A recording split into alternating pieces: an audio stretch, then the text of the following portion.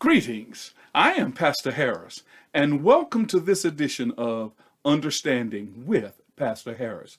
I want to share with you that all of our videos, beginning with video number 20, all of our videos are translated into Spanish. All you have to do is click on the subtitle and the Spanish will appear on the screen. Last week we talked about the death of Jesus. That is a very important event for most Christians and people who believe in God.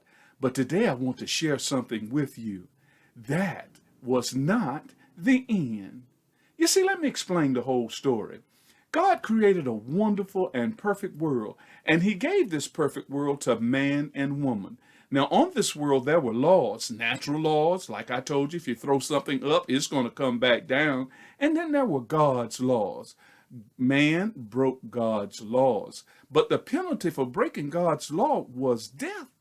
But God loved man so much that before the world was created, Jesus said, if man breaks your law, Father, I will pay his penalty. So Jesus came to this world, born of a virgin for you and for me. He taught the way back to God. Now, just before his death, Jesus taught his disciples two very important things about his upcoming death. Two very important things for you and for me. The first one is in John the 15th chapter, and they're verses 9 through 11. Let me read it for you. It says, as the Father has loved me, this is Jesus speaking, so have I loved you. Remain in my love.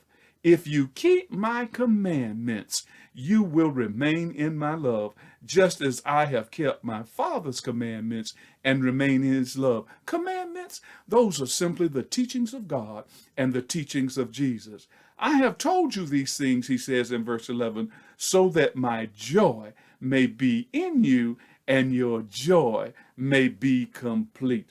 Now let me show you another text. Jesus also taught in John the 14th chapter, verses 1 through 3.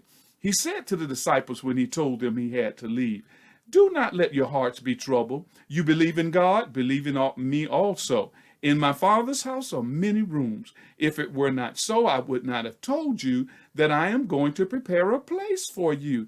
And if I go and prepare a place for you, I will come back and welcome you into my presence, so that you also may be where I am.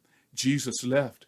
He's preparing a place for us, and he's coming again. You see, Jesus died for our salvation, but that was not the end.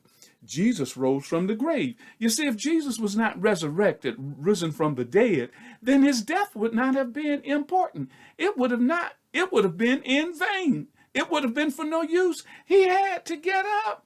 Why? That wasn't the end.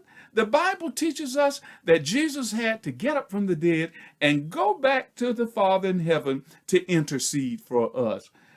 Romans the 8th chapter, verse 34 explains that. It says, for Jesus Christ, who died, and more than that was raised to life, is at the right hand of God. He is interceding for you and for me. Interceding, a big word which just means that he is there telling the Father, you and I are worthy to be saved. But that's not the end. Because you see, one day he's coming back. He's going to return. He promised that as well. He's coming back to claim those who love him, to claim the promises of being in heaven with him. Why is God doing all of this for us? Because God loves us. Do you question that he loves us? He made this world. He made us in his own image. Jesus promised to pay for our faults and our sins before the world was ever created. Jesus came to show us the way.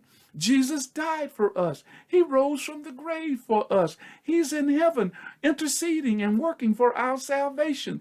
And he's going to come back to take us away with him. All because God loves you and me. No matter who you are, no matter where you are, No matter what you've done, no matter what you're doing, no matter what your beliefs are, no matter if you've sworn against God and said you never believed in him, God still loves you. He loves all of us, and it's not over. You see, God offers you and me every opportunity to be saved. All you have to do is just ask him. Ask him. He'll show you the way. He'll give you the strength. He'll give you the courage. He'll give you the ability to hold on. And more importantly, every time you fail or fall short, he will give you forgiveness. All you have to do is just ask him. He wants a relationship with you, a relationship of love. He's already shown his love for you. He's waiting now for you to show your love for him.